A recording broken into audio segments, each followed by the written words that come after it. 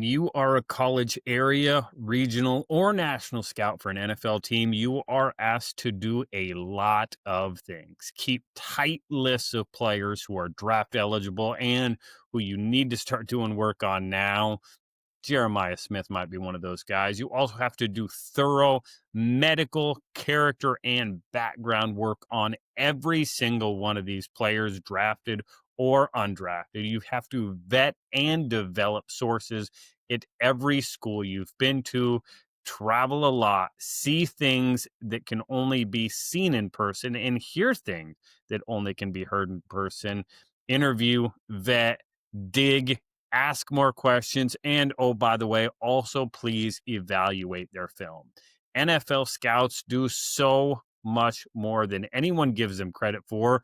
Part of the reason I have started the scouting community, but more on that in a minute. So take the most important position in football and ask us outsiders to properly evaluate.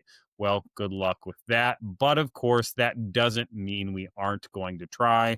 So, what can we be doing to look at these quarterbacks when there is so much more to the eval than just what happens on the field? Well, all of that in today here on Scouting the League. But first, make sure you head over, like, subscribe, share this podcast wherever you are listening and watching, Apple Podcasts, Spotify, or that video portion over on YouTube. Hit those buttons. Most importantly, share this with a friend. If you're listening to this podcast, you must love football, love scouting. Make sure you share this with somebody else who shares that same passion as we go behind the scenes on all things football, NFL, and college related when it comes to scouting, bringing in salary cap, DPPs, Board of Trustees, Jay Paterno, great guest last week. We don't leave anything off limits. We want everything in the football world to come to light. That is what I'm doing, what Neil are doing every week. While you're at it, make sure you head over, give me a follow. I am Rodrik David at Right Step ADV over on X is where you can find me.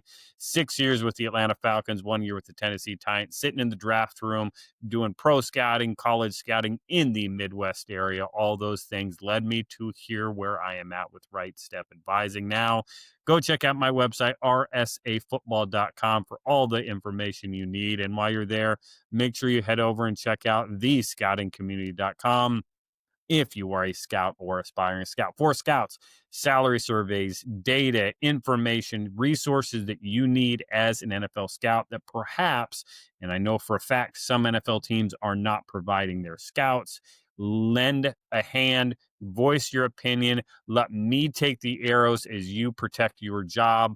I have done it. I will do it. I will continue to legitimize and do everything I can for scouts across the NFL, no matter what position you are, moving up, just starting, or a veteran of the game. Head over to thescoutingcommunity.com to get signed up today. And if you're an aspiring scout, don't sign up just to get a certificate that ultimately will not be viewed, probably thrown in the trash with any interview you go to. But ask the right questions, do the networking you need to do, and hey, along the way, perhaps sit down with me, watch some film, and listen to things from a scout's perspective. All of that for aspiring scouts over at thescoutingcommunity.com. And one last one, go check out our partner over at bluemaca.com. Stuart Jenkins, Chief Innovation Officer, working to improve the game, the shoe game, by putting an insole in there that improves performance as soon as you slide it in there. Not that non-slip insole will improve your performance from day one. So go check out bluemaca.com. Use code SCOUTING20 at checkout to get your discount. So, to today's episode, what can we who only have film access, and for many, limited film access? Again, there's a difference between I've got access somehow to where I can actually cut this up, I can dig in, or those who I'm just watching whatever I can find on YouTube. What can we do to find the and rank quarterbacks according to where we should see it? Well, when you only can watch the film, you have to stick to what you can see, and that is largely the traits, skills as well. We'll talk a little bit about the difference between traits and skills. Certainly a debate here. Again, traits are finite. I would say skills can be improved. Again, that's not a debate I want to go into today. It's, probably something that's very fluid. There are certain skills that can be improved. There's traits that can certainly improve. These things are going to be, we'll kind of talk about them in two, but two buckets here today. So traits, again, when we start thinking about traits that you can look at on film, arm strength, how much velocity can you throw with? What kind of arm slots can you throw with? What's your athleticism, how you move in the pocket? What is your toughness level like? And then on the skill side, again, what level is your accuracy? Are you an accurate thrower in the short, medium, long term? Can you throw with touch? Can you make different kinds of throws? How are your mechanics? Are you a natural thrower? Does it look a little bit awkward? Does it look different? Again, all those things are things that you can put on the film and you can see. A lot of this stuff you can't see, mental awareness and what is he seeing and what is he being asked to see. You can't see that without getting background calling vetting sources. That's what scouts do. So anytime anybody that has not been in the building starts talking about that stuff, for me, as somebody who knows how it is to go in and do those things, credibility for that person goes down. And secondhand, third hand information is always tough to go to. But again, going back, grade the traits you see. Quarterbacks, there's obviously so much more. There is so much to the position, not only on the field, managing a huddle, game planning, but again, then you factor in everything from a franchise standpoint that it has to be put on a quarterback's plate. As if you're a franchise quarterback, you will be the face of the franchise. That comes with a whole nother set of expectations, set of requirements that have to be vetted out by a franchise. There is so much that you have to see. So, with the quarterbacks that we're looking at this year, and we're going to talk about four guys today, then this 2026 draft class. Again, maybe they'll be a part of the draft class, maybe they won't. We'll talk about their trades, so the names most being thrown around. And then we'll kind of compare them to last year's class when we had kind of a mixed bag on where exactly these traits are. So, again, when you start talking about guys like Fernando Mendoza from Indiana, Garrett Nussmeier at LSU, Dante Moore at Oregon, and Ty Simpson at Alabama, when you start looking at traits, when I start looking at traits, what I'm seeing is a lot of start win or quality borderline NFL starter type of quarterbacks. Again, for most positions in the grade scale that I use, this becomes like a third to fourth round type of grade across the board. If you've got this level of traits at almost any other position, you're probably going to be drafted. Again, you're going to be in that day two conversation. Of course, with quarterbacks, the other position being edge rushers to a certain degree, these are going to get elevated, which is why these four guys are all being talked about as first rounders, or at least were. Garrett Nussmeier certainly taking a nosedive here. But again, with these four guys, you're talking about start win type traits. For me, that is the good level. Again, I am a 1 through 9 grade scale. If you have grade scale questions, hit me up over on X or on my website, rsafootball.com. Go through that trait scale 1 through 9, with 6 being good. 6 is basically what, most NFL players fall between a 5, which is like a sufficient, a solid, to a 6, which is good. If you are in that area, fat part of the bell curve, when you talk about NFL players, that most NFL rosters are made up a lot of these. If you start getting into that very good to excellent range, 7 to 8 type of traits, again, you are on the high end. You are not just a good starter, you're a franchise type starter. If you're down at that average to sufficient, again, you're going to be borderline. You're probably a roster bubble type of player, maybe a very specific scheme fit that you're looking to probably replace from a personnel standpoint. But again, that just kind of sets the stage. When you start talking about these four guys, again, Fernando Mendoza, start with him because, again, he played really well, obviously driving down, beating Penn State at the end of the game. He is a guy, when I start looking at his traits, he's got a lot of good to his game, not a pretty thrower of the football. I don't love the motion. It's different. Again, that goes back to, hey, if he gets the ball there, it doesn't matter. Phillip Rivers, case example number one of this. Like, hey, the dude just knows how to get the ball there. There's lots of different throwing motions, lots of different styles. Again, ultimately, scouts have done a better job of getting away. Hey, this is what a prototypical throwing motion delivery looks like. Fernando Mendoza certainly fits outside of that, but I think he's got good skills really across the board. Again, athleticism wise, probably just a sufficient athlete for me. Again, not a guy you're going to have to win with his legs. He's going to win in the pocket.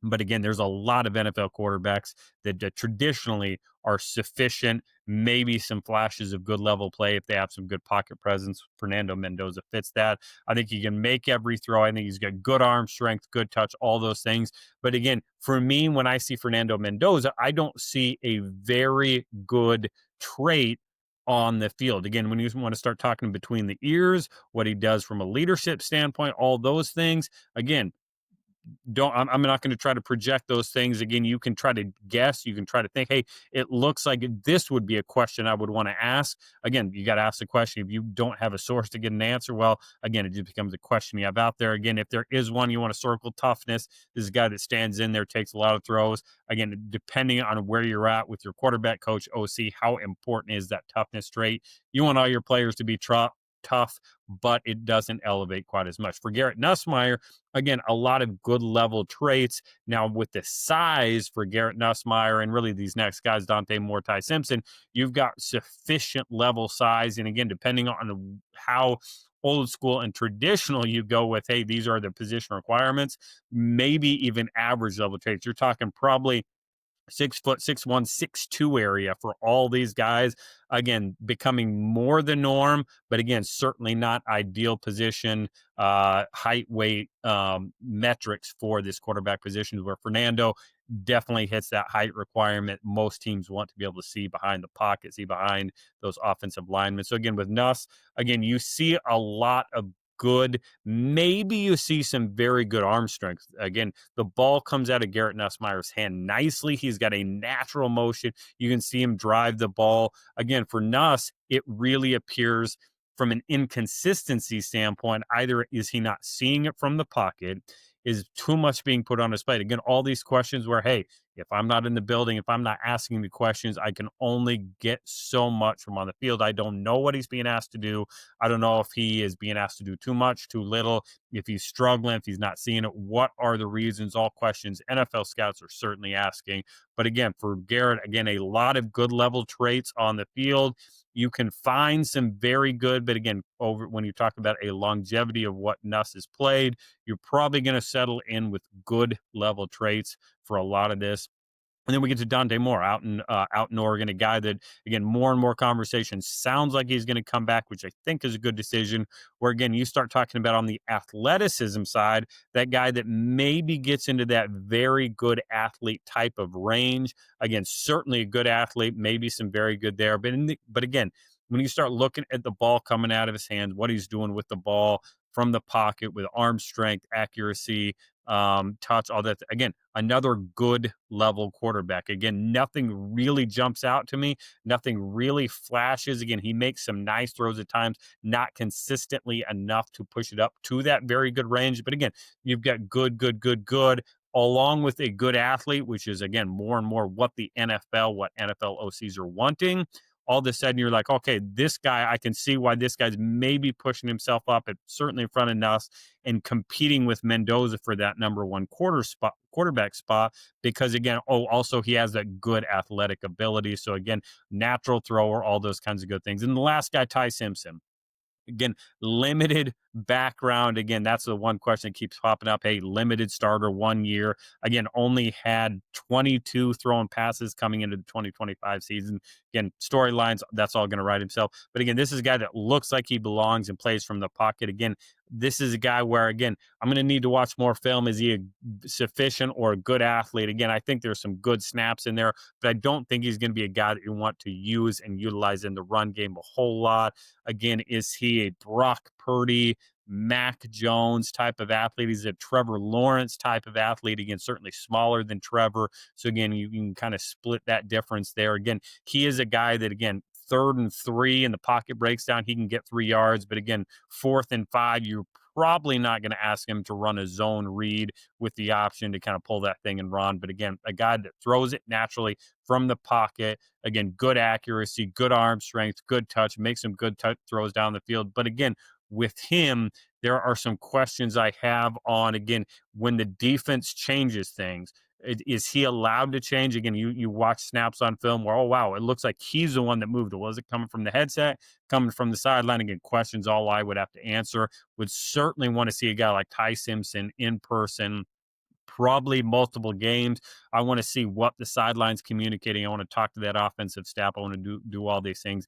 Ty Simpson's a guy that, again, does a lot of things naturally. Again, reminds me of the way he works in the pocket of a Kirk Cousins. Certainly comfortable there. Would like to see him press up in the pocket a little bit more. Again, is that a toughness question? He takes some hits, stands in there, makes some throws. Ty Simpson, certainly a guy that has a lot of questions for me still out there that I want to do. But again, on the field, his traits, a lot of good level traits. Maybe you're pushing up towards some very good in some areas, but again, good level traits that I'm seeing on film, which keeps him in that conversation. Again, really three guys competing for that number one spot: Ty Simpson, Dante Moore, Fernando Mendoza. We'll see where it all shakes out.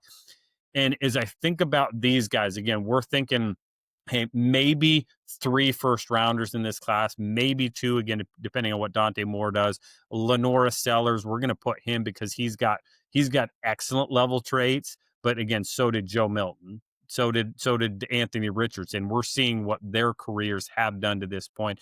Excellent traits only go so far when you don't have it at all between the ears. Again, there are way more questions about Lenora Sellers off the field, which is why I didn't, use him in this conversation. But again, you think about last year's class compared to this year. You think about guys that had good to very good traits. Obviously, Cam Ward, number one overall pick. You've got a very good athlete who showed, I would say, inconsistently, very good level traits. Again, that's a number one overall pick to a team that absolutely needed a quarterback. And then the guy behind him, Jackson Dart, again, you saw more what this group is. Again, you saw good level traits in an offense that put up some big numbers, but at times you just all of a sudden are asking a lot of the same questions over and over again, which again, for me, comes back to what Dante Moore, Mendoza, and Ty Simpson are going to ultimately become through the draft process is, man, there are some really nice things we see on this on the film, a la Jackson Dart, but and then ask the question for each of these prospects. And again, that is where us on the outside can only do so much work. And that is why we always have to keep it in reference, in frame. I always try to do that. It is the reason why the NFL scouts only pay attention to very, very few people on the outside who know and how to keep things in context. You think about the rest of this: Tyler Shuck, Jalen Milroe. Again, you've got high level traits. You got very good to excellent level traits, but again, you got so many questions, inconsistency. Obviously, Shadir Sanders, Will Howard, other guys that again showed good level things, but again had so many questions in different areas or had a limit on their traits and where they go, all leading to the question and answer that, hey, we on the outside can only do so much. So when we're evaluating quarterbacks, keep it in context. Talk about the traits. Talk about what you see on film. Ask the questions. Don't try to answer them yourselves because, again, it's probably going to be a bad or reaching answer. Let the scouts, who do so much more than anybody gives them credit for, let them do their work. It will make your life easier. It'll make the Twitter and draft space a much better space. Certainly, we can still have plenty of conversation on all the traits, all the draft stuff. And again, for those questions, make sure you hit me up over at Right Step ADV on X. Let me know your thoughts. Let me know where you think these guys' on-field traits are at. What questions do you think NFL scouts should be answering based on what you see on the film? Again, all of it's over there. Whether you hit me, DM me, drop it in the inbox, whatever it may be, Right Step ADV is where you can find me. Who's your number one quarterback? Who's your top 4? Do any of these guys need to go back to school? Who should be coming out? Who else should be in this conversation? Let me know. We'll be back with more. We'll be back with Giants talk. We'll be back with personnel talk. We'll be always talking scouting.